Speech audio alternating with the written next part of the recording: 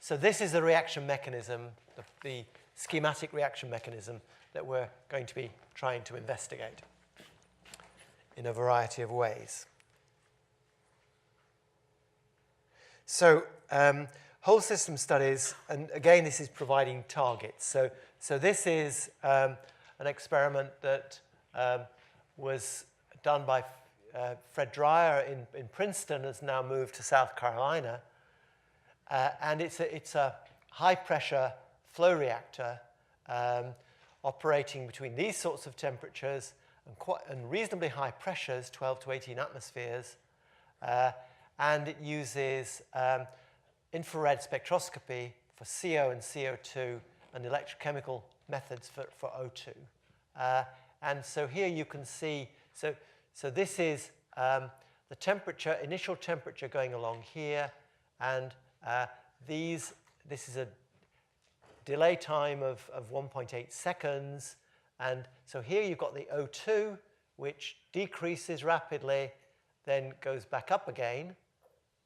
So as you enter this higher temperature region, the reaction is slower than it was down here, and then it speeds up again and removes the O2. So the stuff is flowing through the cell with a residence time of 1.8 seconds, and then you're changing the temperature and looking at the effects on what you see at the end of the flow tube.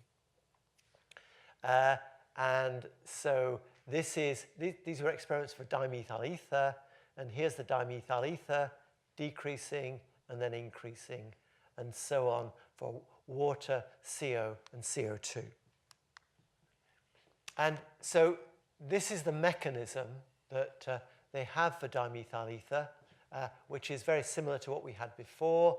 So you take DME, you remove a hydrogen atom, forming this radical which reacts with O2 to form the peroxy radical, and that can then isomerize, take the hydrogen from over here and produce a radical center there and this QOH species here, which can fall apart to give two formaldehydes and OH, or it can react with O2 to form this peroxy radical here, which again can isomerize to form this hydroperoxy radical. And that can undergo beta scission to form OH plus this species here, which then reacts and generates more radical species. So this is the degenerate branching agent here. So that's the overall mechanism that was used. And I showed you a reference to the mechanism, the actual mechanism they generated yesterday. So this is a sensitivity analysis looking at sensitivities of the various steps. So here's the peroxy radical. Sorry, this is the hydroperoxy radical, QOH, reacting with O2 to form this oxygenated species. And at different temperatures, you get these different sensitivities, and so on down the line. But these are the key reaction steps up here involving these hydroperoxides. So the hydroperoxy radicals are really very central to this overall mechanism.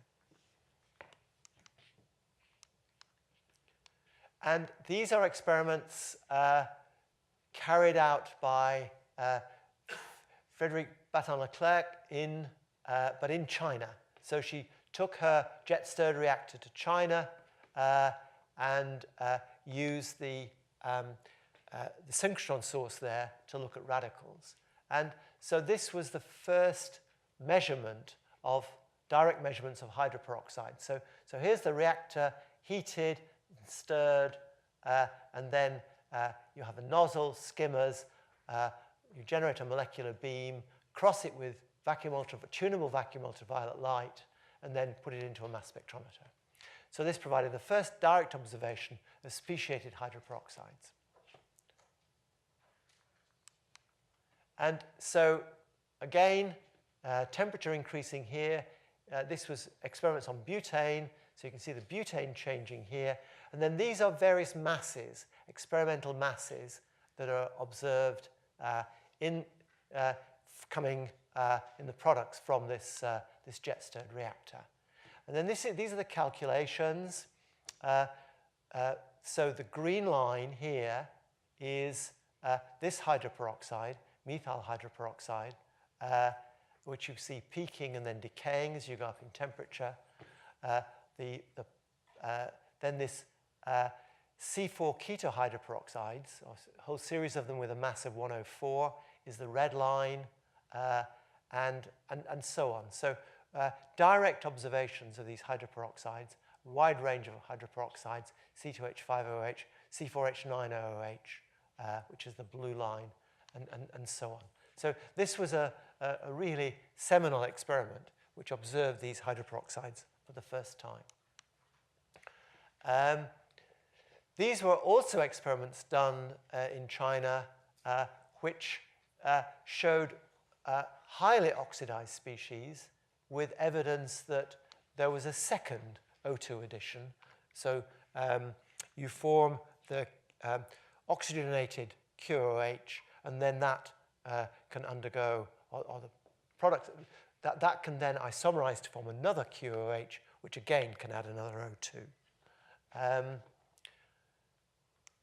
So this is the sort of thing that's happening here. So there's O2 QOH forming this species, so it isomerizes, and there are two hydroperoxide groups on there. That adds another O2, so this is the third O2, 1, 2, 3, and then that can undergo reactions forming these highly oxidized species down here.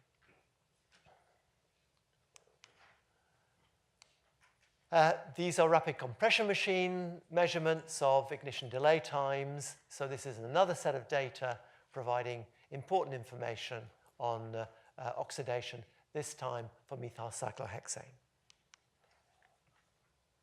Okay, now let's turn to, so those were whole system studies in which you make as many measurements as you can, which then allow you to test the mechanisms. But we've still got to provide the rate constants for those mechanisms. So let's have a look at some of the direct ways of measuring these rate constants for these various steps. So here's a radical, methyl radical plus O2, showing a strong pressure dependence, use pulse photolysis and discharge flow methods for determining the rate constants. And so a wide range of experimental measurements, and then these are the evaluations with the Troy fits to the data. So that's not going to be a desperately useful reaction as far as studying hydroperoxy radicals is concerned. This is much more important, C2H5 plus O2. And so these were measurements made using pulse photolysis and photoionization mass spectrometry. And so I don't know if you can see these, but these are increasing temperatures along here, going from 296K up to 900K. And these are the rate constants showing a pressure dependence at low temperatures. That pressure dependence disappears, but the rate constant decreases by quite a lot. And this is the yield of ethylene as a function of pressure at different temperatures. And ethylene is formed, so what happens is C2H5 reacts with O2 to form the peroxy radical. That peroxy radical can be stabilized, or it can dissociate to form C2H4 plus HO2. And then finally, this peroxy radical itself can regenerate C2H4 plus HO2. And so what you find is that at low temperatures, the yield of ethylene decreases because of this stabilization step, removing C2H5O2 star and so suppressing this reaction here.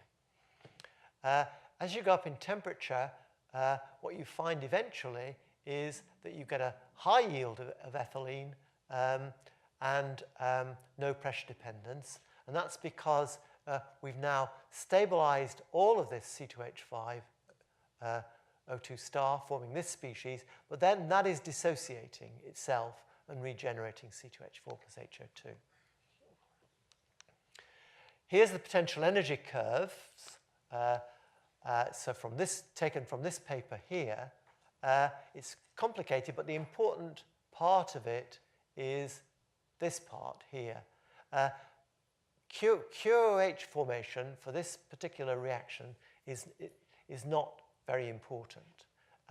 And what happens is the peroxy radical goes over this barrier here and generates HO2 plus an alkene. So this is one way in which this HO2 plus alkene reaction can occur.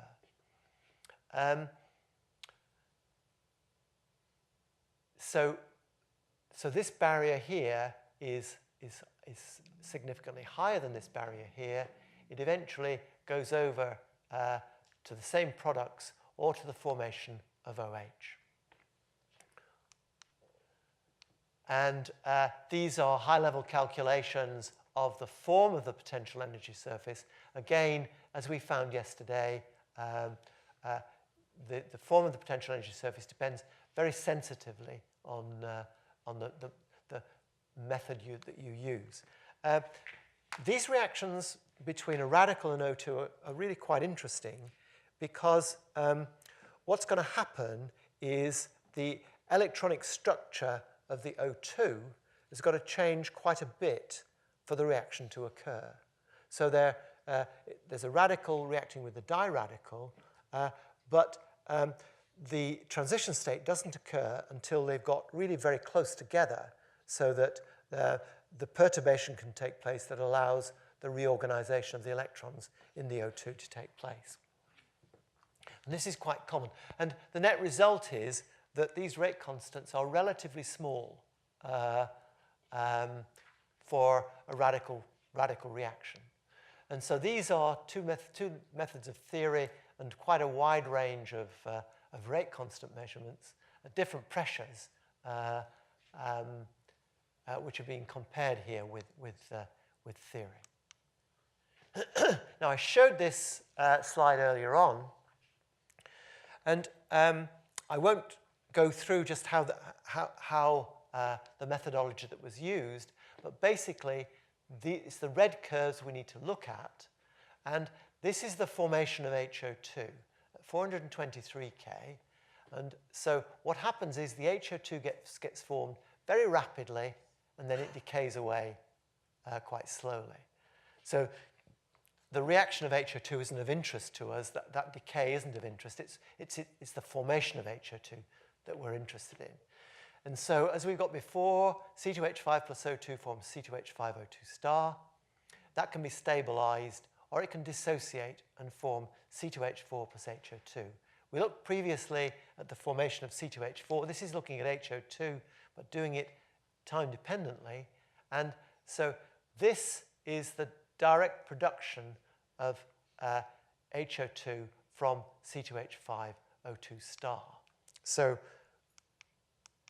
what's happening here? Here's C2H5O2 star formed from R plus O2, and it's dissociating to form HO2. But it can also be stabilized, and so that's why the yield is very, very small. So as we showed a couple of days ago, that would be the amount of HO2 if all of the radical reacted to form HO2, but only a small fraction gives HO2.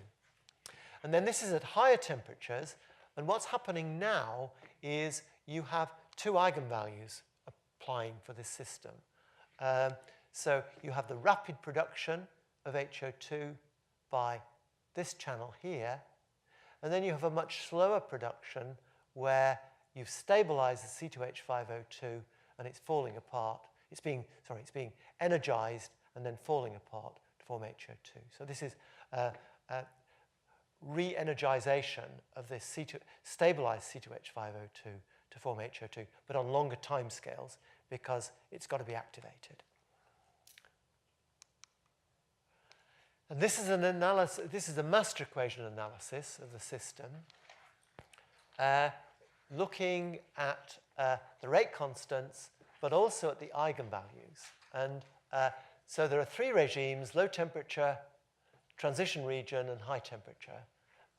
And in the low temperature region, the observable rate constant is basically C2H5 plus O2 going directly to HO2 or to C2H5O2 itself. And so these are the rate constants for formation of C2H5O2, the high pressure limit and the low pressure limit. And HO2 in this region has a very low yield, especially at high pressures. And then what happens is we go into this high temperature regime where now the formation of HO2 from C2H5, stabilized C2H5O2, becomes important. And that reaction was the small eigenvalue at low temperatures, but it becomes the faster eigenvalue at high temperatures. And so this is quite an interesting early master equation analysis of one of these systems. And so these are C3H7 plus O2, C2H5 plus O2, showing the yield of HO2 quite low to begin with, but then increasing dramatically as we begin to activate C2H5O2 or C3H7O2 over this barrier here. And there's the route to OH, which needs to go over this barrier here. So the yield of OH in these particular reactions is quite small. So these are quite different from the sorts of behaviors you get with larger hydrocarbon radicals. Okay, let's have a look at some more direct measurements of reactions. One of the key things is R plus O2 comes in to form RO2, and then RO2 can go on and react in various ways, or it can come back again and regenerate the reactants. And this is what happens at high temperatures.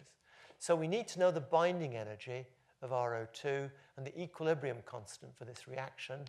And these are direct measurements of C3H5 in this case, the allyl radical, reacting away with O2, but reaching an equilibrium situation down here where it's begun to reverse to come back again. And by analyzing these data, you can get the equilibrium constant, and from the equilibrium constant as a function of temperature, you can get the enthalpy of reaction. And so this was the first direct measurement of an enthalpy of reaction, an enthalpy of stabilization of a peroxy radical, from which you can get, so this is the enthalpy of reaction minus the enthalpy of reaction. There were estimates previously, but this is the first direct measurement of it. And something called the ceiling temperature, which is the temperature at which this equilibrium constant is 1 at a pressure of 0.1 atmospheres of O2.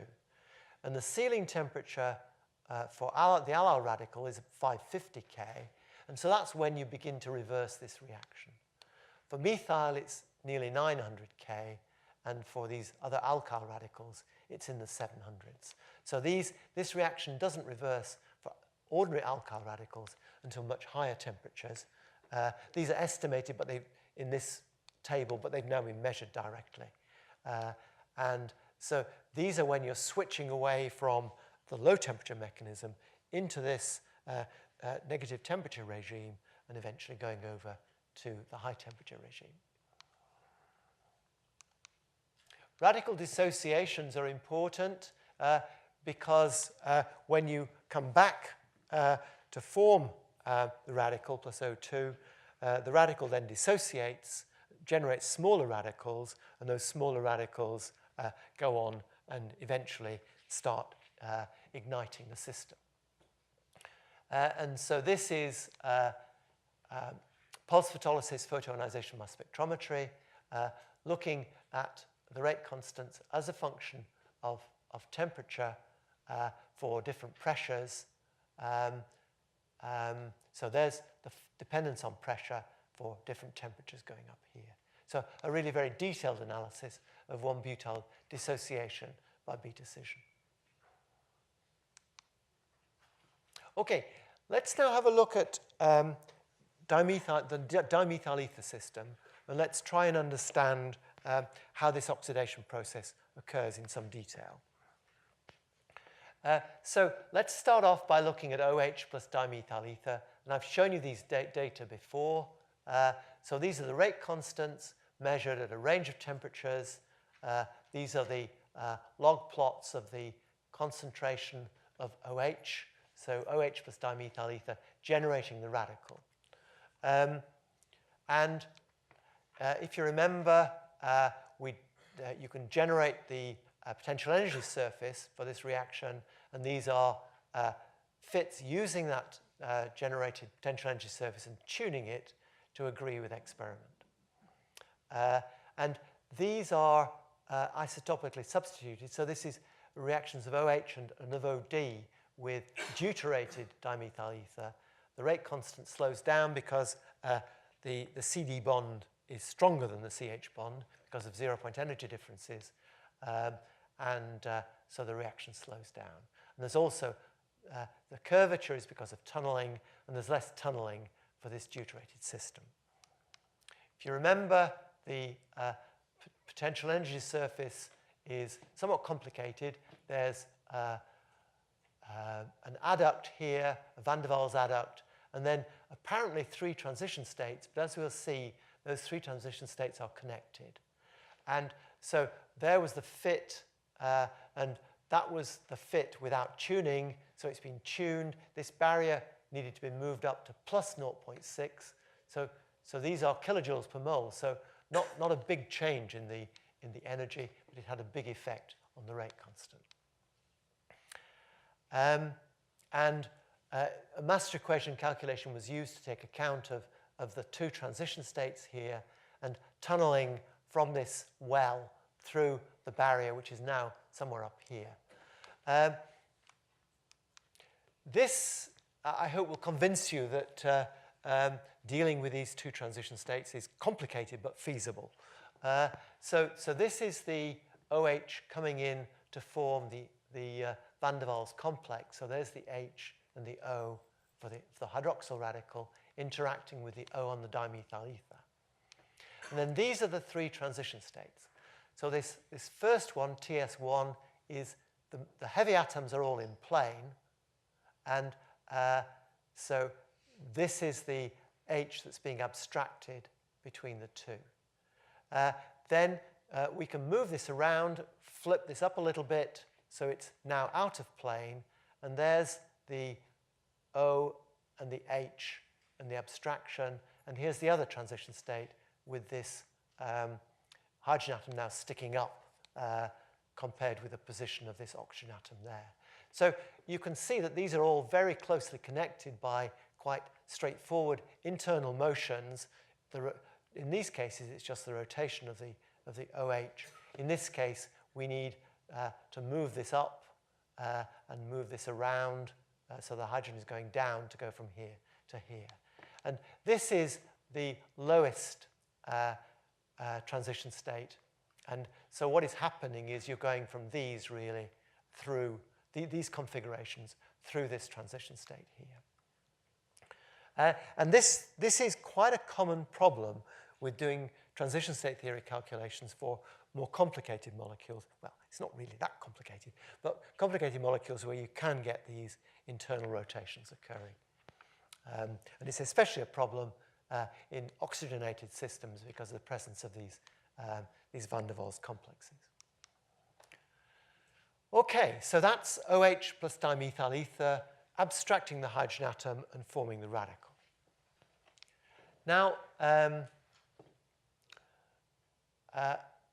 these are experiments on CH3O, CH2 plus O2.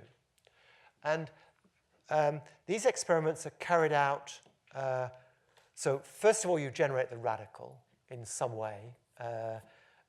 One of the ways is to have this species, but with this species here, but with a bromine atom stuck on it, and you photolyze that, the bromine atom falls apart, and you generate the radical. Or what you can do is you can generate OH and produce a radical directly from OH, and then add the O2. And the reaction is probed by following the OH. And this shows the OH yield from the reaction, decreasing as the pressure goes up, and increasing as the temperature goes up. So this is the amount of OH that's formed. And then these are the rate constants generated, again, by looking at the decay of OH now. So OH is the only species that you're monitoring in these experiments. And you can see the rate constant decreases as the temperature goes up and increases as the pressure goes up. And here's the potential energy surface. And again, it's somewhat complicated. These aren't easily linked to one another in this case, but they turn out to be of relatively low importance. It's the red one that's by far the most important. And so this is formation of RO2, going to QOH, and then coming out to form formaldehyde plus OH. So this is going out to OH here is the propagation step. There is another potential reaction forming hydrogen atoms, but it turns out that isn't all that important. So it's a low probability channel.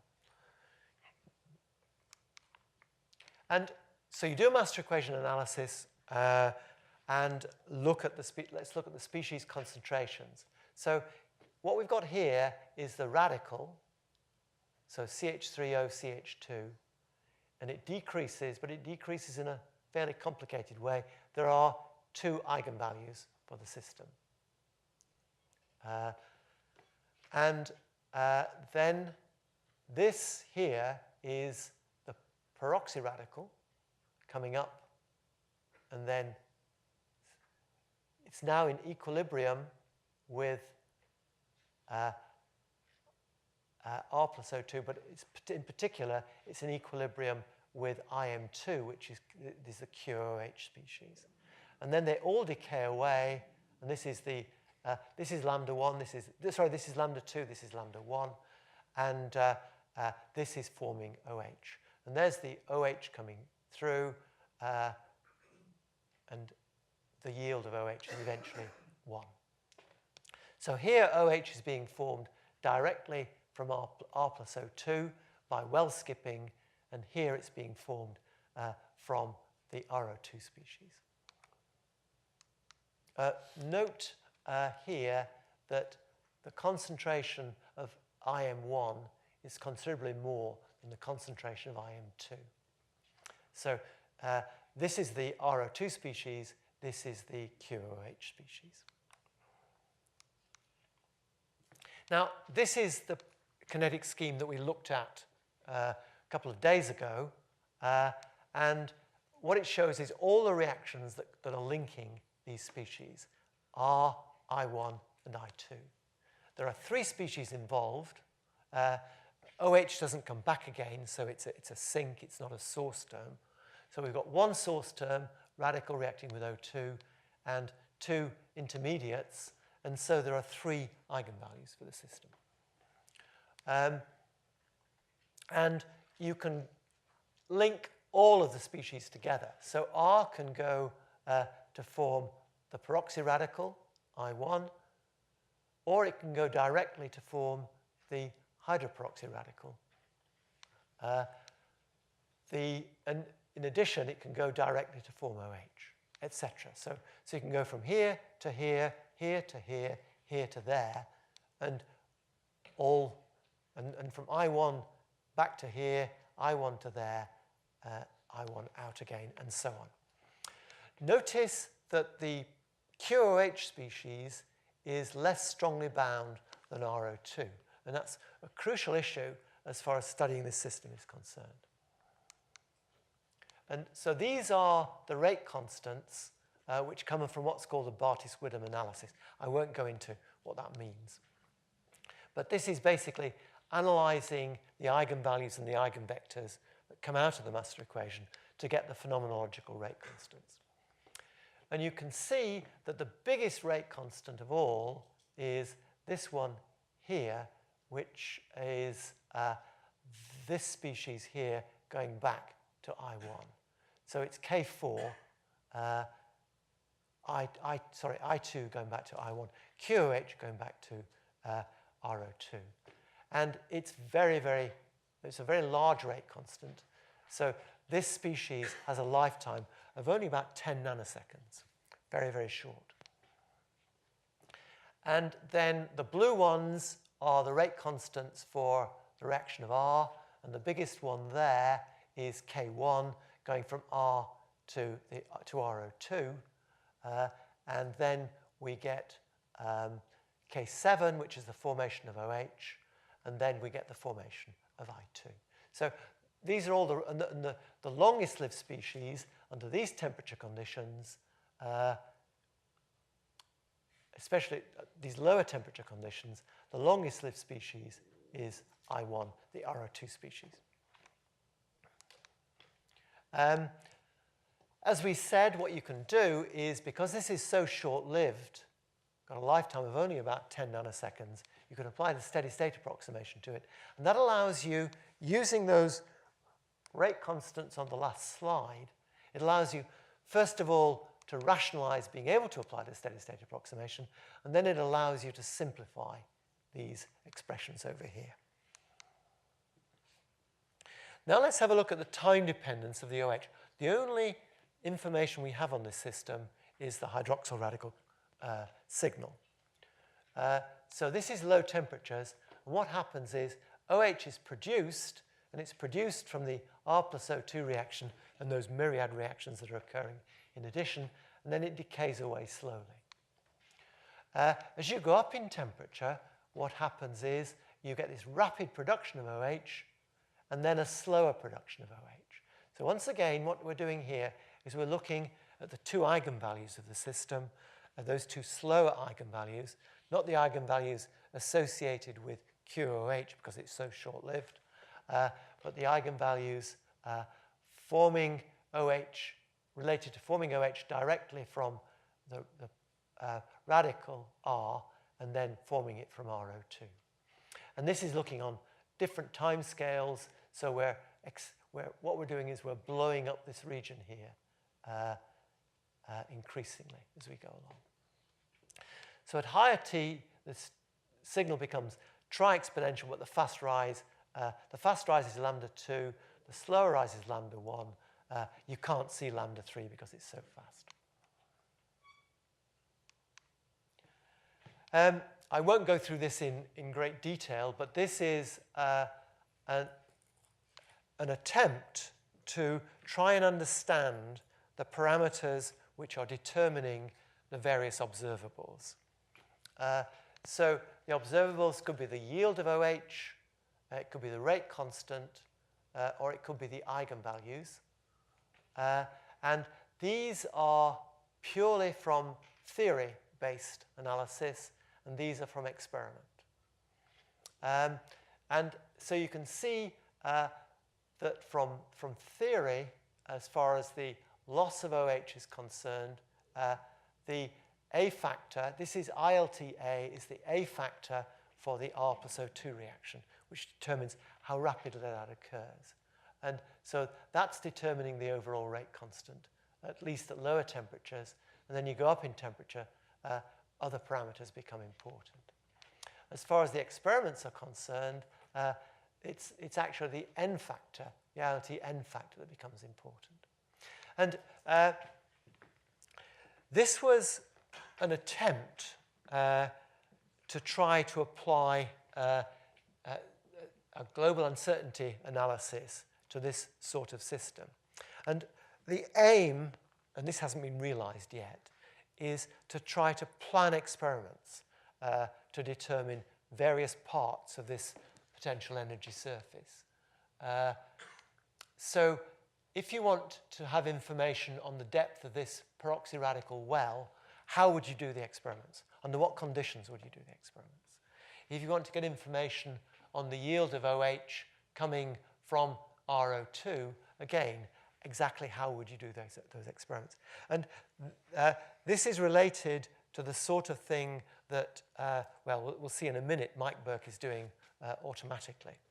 But we need increasingly to try to design experiments in a way that we can determine the parameters we need as accurately as possible and as quickly as possible. what we do at the moment is we just do a whole series of experiments and then analyze them. So this is Mike Burke's analysis. I showed you this previously, linking molecular properties, calculated molecular properties to rate constants to global observables. And what he proposes is a robotic scientific community in which you have fully automated theoretical calculations, you have fully automated experimental apparatuses. This is the multi-scale informatics that we've got here. And so you just set this going, it chunders away, does everything for you, you can go out and have a coffee. So I think we're some way away from getting there, but this Mike Burke is increasingly working on this sort of analysis. Now, routes to branching. What we've done so far is we've looked at this peroxy radical formation, QOH formation. But if we want to study branching, then what we've got to do is to add O2 to this to form this species here, and then that can react to form a to keep that hydroperoxide grouping there, but to eliminate an OH, and then form this species here that can then dissociate and generate more radicals. So these are the branching steps here. And can we get information on those experimentally using the technique that we've just discussed? And so these are simulations of O2-QOH formation based on the master equation analysis. And they're compared and using the rate coefficients that come directly from the pulse photolysis experiments, but comparing them also with the data that come out of the Dreyer and Curran model in red. And so these are two different pressures, 1 bar and 10 bar, and there are some differences, significant differences between the model that comes directly out of the experiments and the model down here. And in fact, because of this very short timescale which the QOH lives, these second edition has to occur in turn on a relatively short timescale. Now, can you then use the experiments that we've got previously, just looking at OH, and see this second O2 addition? And the trouble is, this is what you would simulate for the OH signal.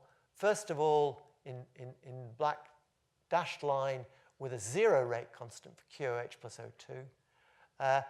Then with increasing rate constants for QOH plus O2.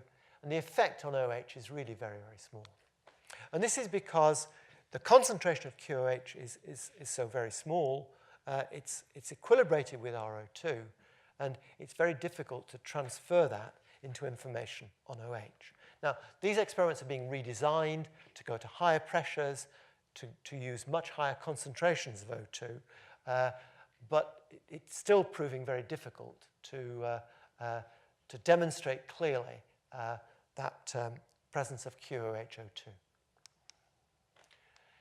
These are experiments from the Sandia National Labs on cyclohexyl plus O2, and this is the reaction channel here. Once again, this is the key one in black. Once again, QOH is really quite short-lived because it's so unstable compared with RO2. But now you've got a relatively low activation barrier here for going towards OH. But you've got to be able to intercept this QOH with O2 in order to get the branching. And these are the sorts of experimental results that they get, where they get initially a very rapid production of OH. Again, they're just looking at OH. And then it stays fairly constant, and so on, increasing the temperature and changing. And these are relatively high pressures of several bar. At high temperatures, you get a profile that looks just like that doesn't show this complex behavior. What this slide shows is that this short peak at short times, this peak here, is associated with well skipping. You're going from R plus O2 to OH via a well skipping reaction, skipping the intermediate wells. And this slide shows that that peak primarily comes from well skipping. And then this is an analysis in which what they've done is they've introduced a branching step in their mechanism. So previously, there was no, this is a mechanism with no branching step in it. So now they're putting a branching step in it where O2-QOH falls apart to produce more radical species. And there is circumstantial evidence that chain branching is occurring, because this is the simulation without chain branching. This is the simulation with chain branching. But there's no real direct evidence other than just getting a somewhat better agreement with the experiment. And that degree of chain branching goes off as you go up in temperature, as you switch off the chain branching process. And the problem throughout is, in this system and in the cyclohexyl system, the lifetime of QOH is just too small. And this is the only direct observation of QOH that there's been. And this was done again at Sandia and at the Advanced Light Source. And what they did was to look at this species here, these two radicals from this cycloheptadienyl system. And these are the potential energy curves, and you see that this QOH is now much more strongly bound than the RO2. And there's a barrier to its formation, but the main thing is it's much more strongly bound. And so it's not going to go back quite so quickly to form RO2, and if we get an equilibrium mixture of these two, we'll have a lot more QOH there than RO2. And so this here is using the synchrotron radiation to observe the species. So changing the photoionization energy. And the QOH species, the two QOH species that are possible from the two different radicals, have a lower ionization energy than does the peroxy radical. And so out here, the photons don't have enough energy to dissociate the RO2s, but they can, to ionize the RO2s, but they can ionize the QOH. So if they concentrate in this region out here, they're just seeing QOH and they're not seeing peroxy radicals. And so this is an analysis of the kinetics of the process. There's a rise and a decay, and at different concentrations of oxygen. And the rise is the rapid reaction between QOH and O2. If you remember it, we discussed this sort of thing on the first day and talked about what happens if K1 is slower than K2. So this is K1, that's K2, and this is the faster of the two. And so the rate constants correspond to the rise, and then this decays away. And so that's the only observation that there's been directly of QOH and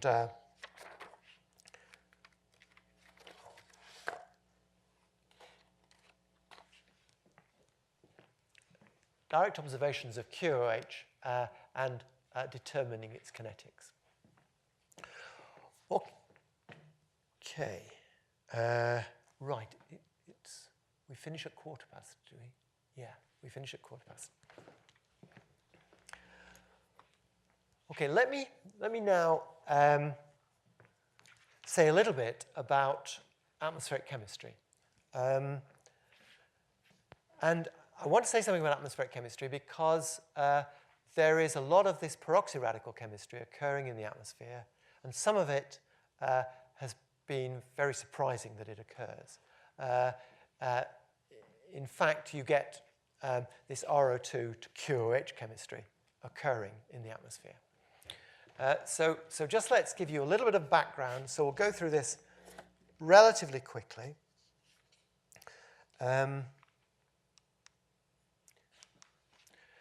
So supposing what you do is you emit some hydrocarbon into the atmosphere. So this might be, say, benzene or butane coming from fuels and from car engines and so on. And what happens to it? Well, there is ozone present in the atmosphere, and the ozone reacts with those things that is photolized to produce this electronically excited oxygen atom here. And that then reacts with water to generate OH. And this is a key reaction because OH has been called the refuse collector of the atmosphere. So OH basically cleans the atmosphere up. And so OH reacts with RH, this organic compound we've emitted into the atmosphere, and then with O2. There's a lot of O2 around. So the radical that's formed reacts with O2, and this forms a peroxyradical plus water. The peroxyradical reacts with NO to form NO2 plus RO. The RO goes through a sequence of reactions, generates HO2, which reacts with NO and regenerates OH. So there's a chain reaction there. Okay? The chain reaction the chain length is quite short, only 2 or 3, but it is a chain reaction. And you get secondary chemistry coming from these aldehydes, which are photolized. The termination reaction is something like OH reacting with NO2, forming nitric acid. Or alternatively, the peroxyradicals reacting together. So peroxy plus peroxy.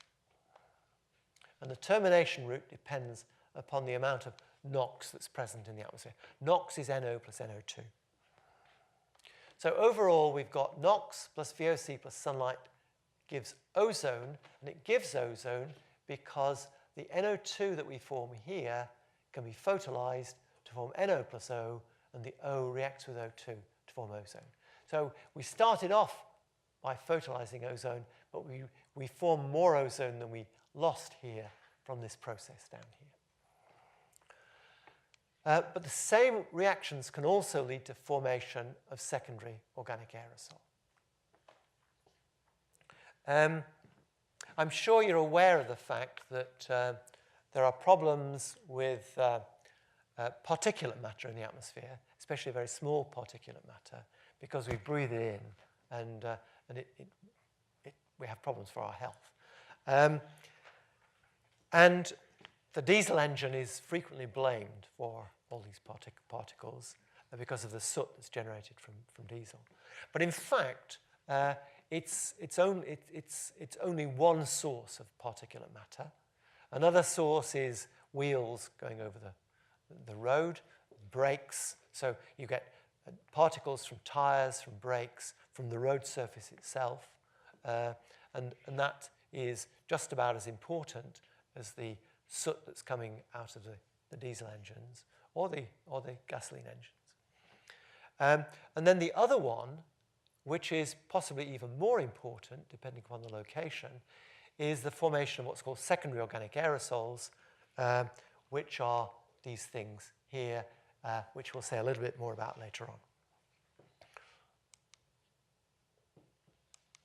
Okay, so here's the cycle that we were talking about. The VOC, this is the organic compound, reacts with OH, generates RO2.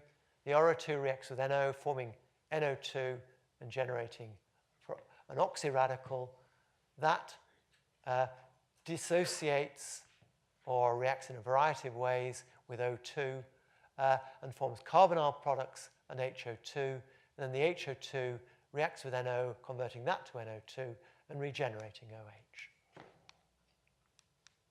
And So this process then produces ozone by photolysis. And so it's a chain reaction, radical initiation with OH, production from O3, propagation, termination in a variety of ways. And here's ozone being photolysed to generate OH, and that's in competition with stabilization of the O singlet D to form O triplet P, which then reacts to form ozone. And over here, we've got the NO2 photolysis, which generates ozone. So, and it depends upon NOx, VOC, and light. Now, in the 2000s, there was a whole series of experiments done in a variety of places, in the Amazon, in China, in Burma, in Borneo, which showed pretty clearly that the OH concentration that we calculate from that mechanism is too small. There's much more OH present in the atmosphere than we would otherwise think. And it was in regions where NOx, the NO concentrations were low, and there was a lot of isoprene. So there's isoprene. And this led to a focus on the chemistry of the peroxy radicals formed by reaction with O2. And so this was the reaction that was proposed for isoprene. So there's the OH adduct. We talked about measurements of that yesterday. Reacts with O2, forms a peroxy radical, and then gives this hydroperoxide here. So it's exactly the same sort of reactions we've been talking about, but this reaction is now taking place in something like a time scale of 2 seconds.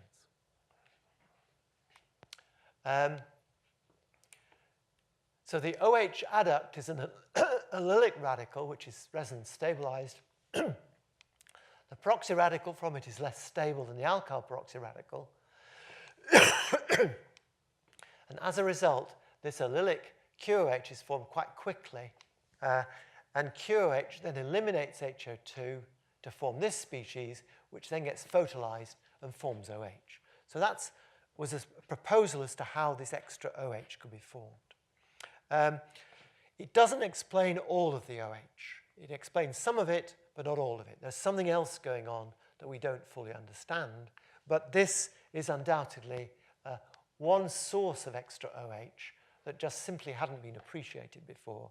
And it's a new chemistry that needs to go into atmospheric chemistry models, especially where the NOx is quite low. I talked about organic aerosol, and this is measurements of organic aerosol, the composition of organic aerosol around the world. And what it shows is that, so this is the concentration of total aerosol. What it shows is that the organic contribution coming from the VOCs we emit is very high, really quite substantial. So how does it get formed? The mechanism that I showed you before involved fragmentation. So the RO radical was falling apart to form oxygenated species like aldehydes, which in turn were photolysed. So the main mechanism of oxidation in the atmosphere is a fragmentation process in which we eventually generate CO2 and water. But an alternative is to functionalize the compound to increase the O to C ratio, to increase the amount of oxygen in the molecule without breaking it up. And this is an experiment that was done in CERN in Switzerland, which showed that experimental evidence that highly oxidized compounds derived from biogenic emissions play an important role in conjunction with sulfuric acid in the formation of new particles in the boundary layer. So this is forming new particles in the boundary layer coming from these organic compounds. And this was a proposal as to the way in which this might happen. And so this is taking this compound here, so this might be emitted into the atmosphere, reacting with OH, and forming this peroxy radical or this peroxy radical. And then this peroxy radical here, this one can't do it, but this one over here can undergo that isomerization to form a QOH species. And that produces a radical center here. So it removes this hydrogen atom, produces a radical center there. You then add another O2 there and produce this peroxy radical, which can take this hydrogen off here and go through this transition state and produce this species here. It loses an OH, so we take this hydrogen atom off here, it loses an OH and generates this ketone. So what's happened is this sequence has increased the numbers of oxygens on this compound here by, there was originally 1, and there are now 1, 2, 3, 4. It's increased it by a factor of 4. And the presence of oxygen on these compounds makes them much less volatile. So they're very involatile now because of all that oxygen that's there, and so they can easily go into organic aerosol. And this is basically RO2 QOH chemistry, but occurring now in the atmosphere. Okay, so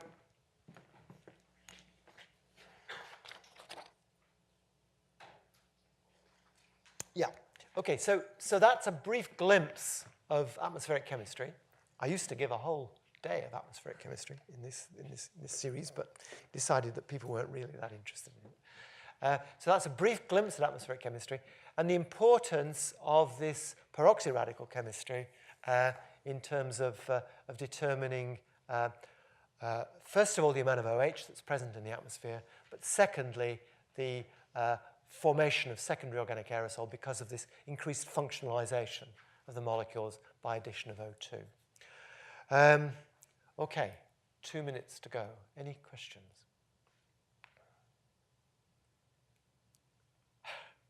Okay, so for the very last time, you can go and have a coffee.